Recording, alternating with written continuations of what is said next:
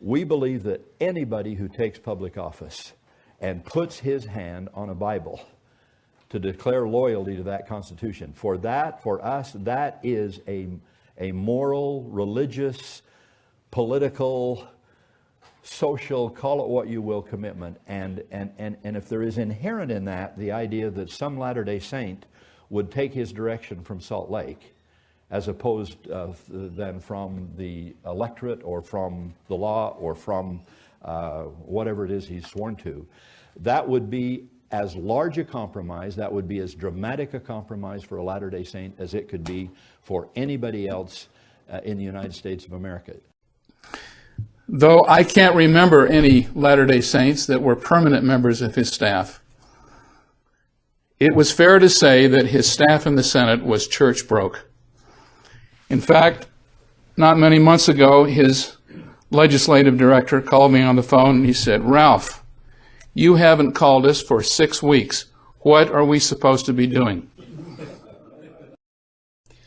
I know and have been a critic of the Iraq War, but I also admit to you I voted for it because I felt the Lord's hand in it. I hope it works out, but I can promise you this: you'll never send missionaries to the Arab Street until the rule of law exists in Arabia. And it has taken root in Iraq. And ultimately, I think that if that succeeds, there will be an opportunity to begin building the church in the Middle East, which is a deeply troubled place.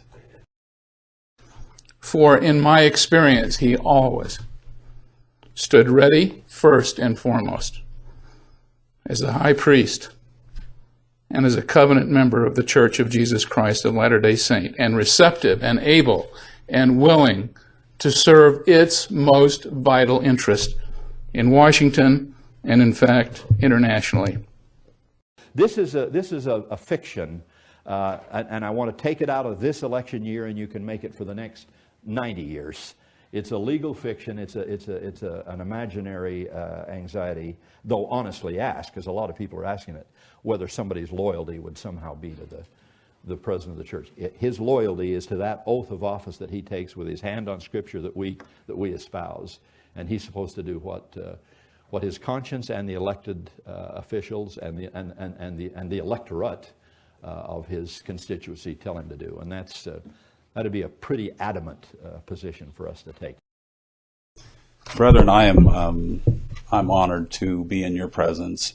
My parents, Mylon Smith and Jessica Udall, raised me with a fundamental principle, and that is to follow the brethren.